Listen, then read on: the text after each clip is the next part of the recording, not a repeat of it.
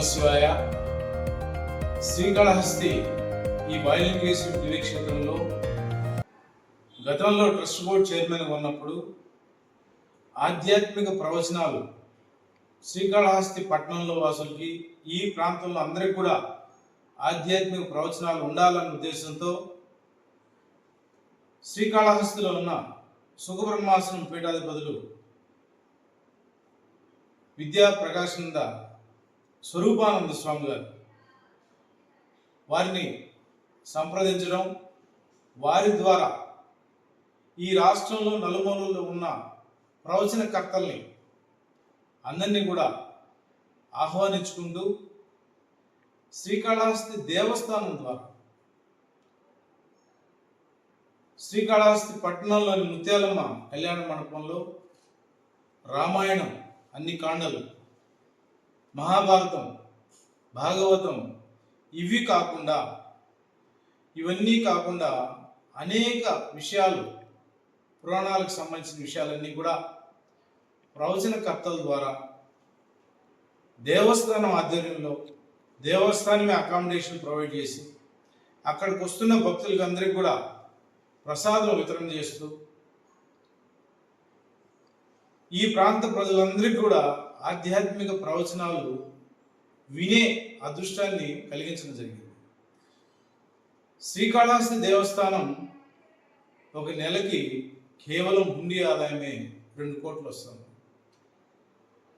అదేవిధంగా అనేక రకాల పూజల ద్వారా, అకామిడేషన్ ద్వారా, డొనేషన్ల ద్వారా కోట్ల రూపాయల్లో ఈ దేవస్థానానికి ఆదాయాలు వస్తున్నప్పుడు వివిధ రకాలుగా కోట్ల రూపాయలు ఖర్చు చేస్తున్నప్పుడు ఈ ఆధ్యాత్మిక ప్రవచనాలను అనుమతి ఇవ్వకపోవడం ఏంది? దేవస్థానం సుఖబ్రహ్మాసనం వారు కోరినప్పుడు ఆధ్యాత్మిక ప్రవచనాలకు అనుమతి ఇవ్వకపోవడం ఏంది? దయచేసి గత ట్రస్ట్ బోర్డు చైర్మన్గా ఉన్నప్పుడు మేము ట్రస్ట్ బోర్డులో కూడా తీర్మానం చేశాం, ఆధ్యాత్మిక ప్రవచనాలు ఈ ప్రాంత ప్రజలకు అవసరము, ఆధ్యాత్మిక వాతావరణం పిల్లల్లో నుంచి పెద్దలకు కూడా కావాలి, ఆ భావాలు పెరగాలి. హిందూయిజం గురించి చెప్పేటప్పుడు మన యొక్క పురాణ కర్తలు ఎవరైతే ఉన్నారో, రాముడు అంటే ఎవరు, కృష్ణుడు ఎవరు, వీటన్నిటి గురించి పిల్లలకు కూడా తెలియజేయాల్సిన అవసరం ఉంటుంది. శివపురాణం వీటన్నిటిని కూడా గతంలో ఏర్పాటు చేశాము. ఈవో గారు, మీరు గతంలో ఏ విధంగా అడ్మినిస్ట్రేషన్ జరిగింది, ఆధ్యాత్మికంగా ఏ వ్యవహారాలు, కేవలం శివరాత్రి ఉత్సవాల్లో సాంస్కృతిక కార్యక్రమాలు ఏర్పాటు చేయడం కాదు,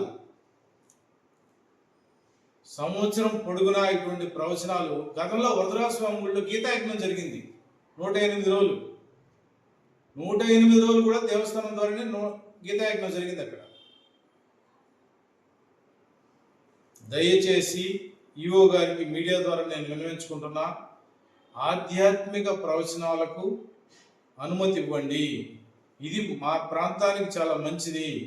ఈ ప్రాంతంలో ఉన్న ప్రజలందరికీ 60 ఏళ్ళు దాటిన వ్యక్తికి శ్రవణం మంచిది.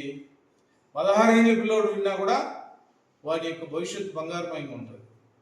ఈ రెండింటినీ కూడా దృష్టిలో పెట్టుకొని కోట్ల రూపాయలు టర్నోవర్ ఉన్న ఈ దేవస్థానంలో ఆ ఒక చిన్న విషయానికి అనుమతి లేవు అని చెప్పి ఎవరో అధికారులు మీకు తప్పుదోవ పట్టిస్తామంటే మీరు ఏ విధంగా వింటున్నారు? గతంలో ఫైల్ తీయండి. పెళ్ళిళ్ళు లేని సందర్భంలో, అది కూడా చెప్తున్నాను, పెళ్ళిళ్ళు లేని సందర్భంలో, కళ్యాణ మండపం ఖాళీగా ఉండే సందర్భాల్లో అనుమతిస్తే వారు ఈ యొక్క ఆధ్యాత్మిక ప్రవచనాలు ఈ ప్రాంతంలో ప్రజలందరూ